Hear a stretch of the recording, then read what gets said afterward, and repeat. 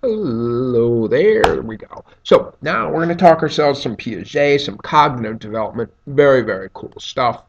So as we said, Piaget basically said a child is not like a miniature adult. All right, it's not like this continuous process from childhood to adulthood, but instead the cognition, the cognitive skills and processes of children are just fundamentally of a different type than adults are. Okay? So cognition is just a term for like mental activities associated with thinking, knowing. It's a pretty broad term. A schema is a pretty important one to get into our heads. Often the word schema might be similar to categories or something of this nature. And so we might have a schema for chair. So we might have this basic mental representation of what a chair looks like. In other words, we've seen blue chairs, black chairs, brown chairs. We've seen chairs with wheels. We've seen chairs with feet. And yet somehow we're going to represent them together in some way. And so a schema is a framework to organize and interpret information. Okay, a pretty powerful part of cognition, that's for sure. Um, According to Piaget, he basically said that his famous quote: "A infant is born into a world of buzzing confusion, and the force behind cognitive development is a desire to make sense of this confusion." Okay, so what we find is that all learning is a process of assimilation and accommodation. There are stages in that they go through, and etc. And assimilation and accommodation. Assimilation, okay, keeping again in mind this notion that we create schemas or mental representations to hold together various pieces of information. And so assimilation is to make things similar.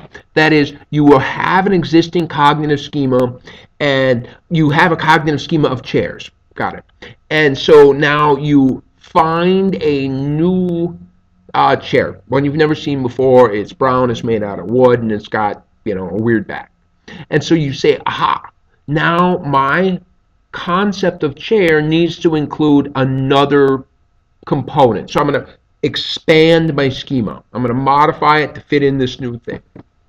Accommodation is to completely change your ideas and say, for example, maybe you're going to create a new category or a new schema. So all of a sudden you're finding a stool.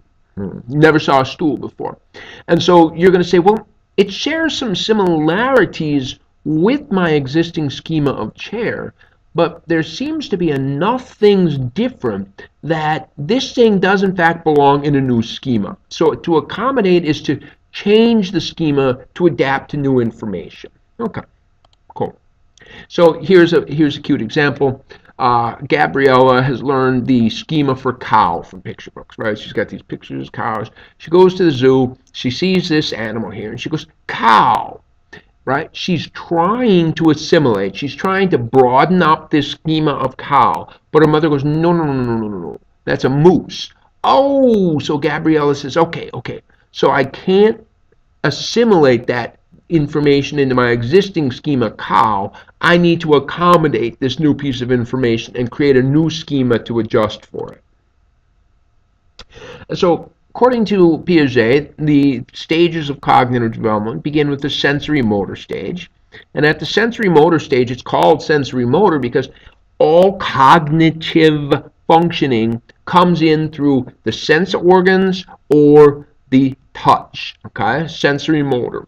And so it's literally out of sight, out of mind, okay? We're going to talk that in just a second. In fact, how about that? The one thing that seems to be pretty much absent in the sensorimotor period is this conception of object permanence. Object permanence is a concept or idea that doesn't seem to exist at birth.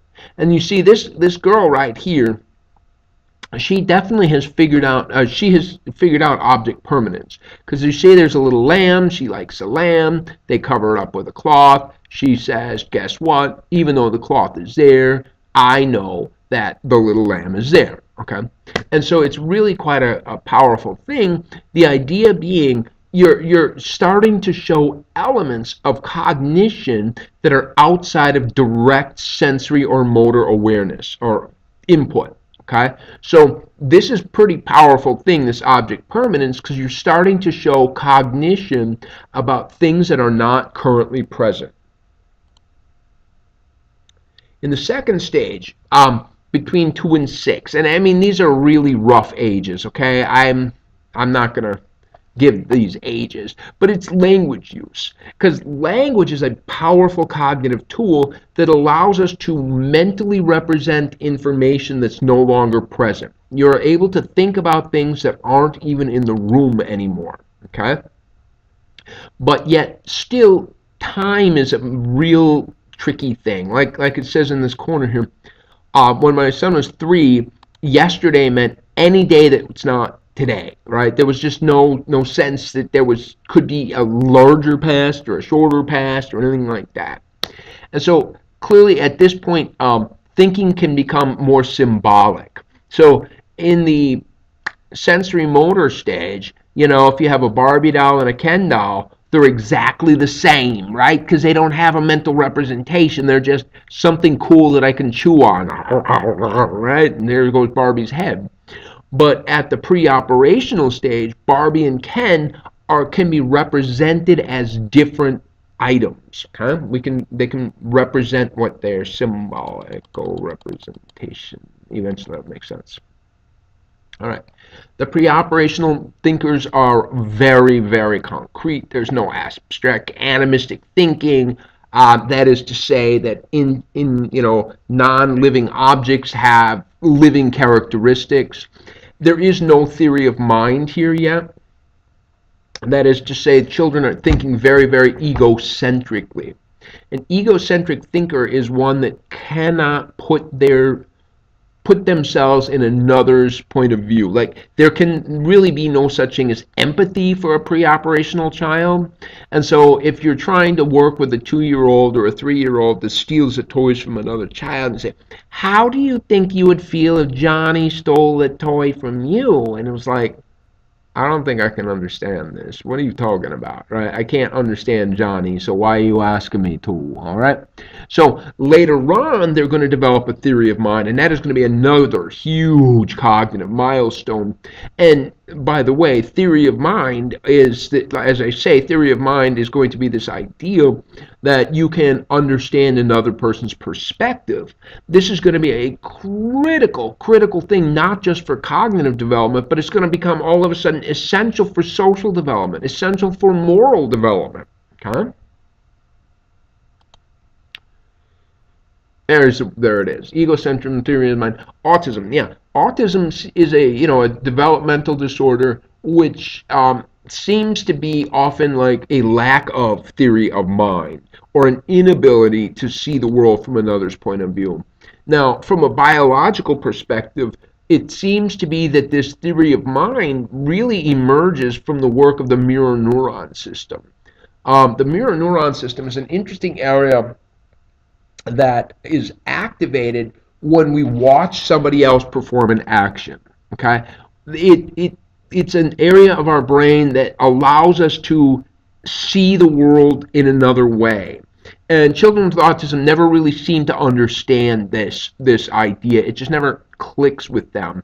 And yet, lo and behold, you find that the mirror neuron system in a child with autism is often underdeveloped. Okay, so not a surprise.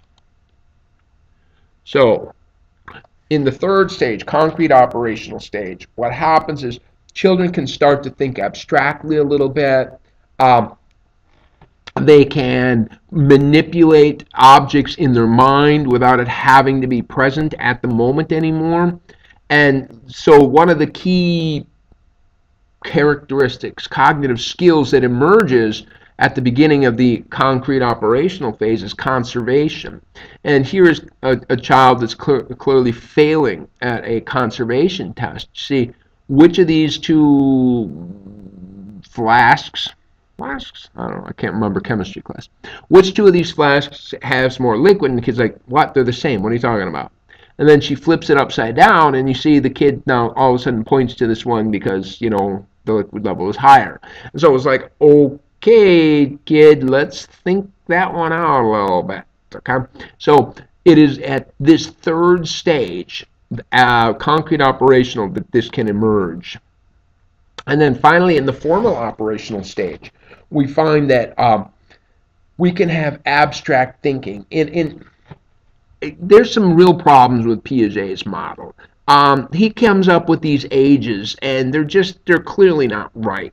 In theory, you can't, until a child has entered formal operational stage, they would never, let's say this syllogistic logic. Okay? If it's raining, Mary carries an umbrella. Today it's raining. Therefore, Mary carries an umbrella, right? And so, in theory, a child before age 12 cannot do this. And traditional educational systems kind of really believed that. But it's been, a lot of the public educations, I really am not happy with what's happened in recent trends. But one of the trends that has happened is the idea of introducing algebra or proto-algebra or something like that as early as second grade.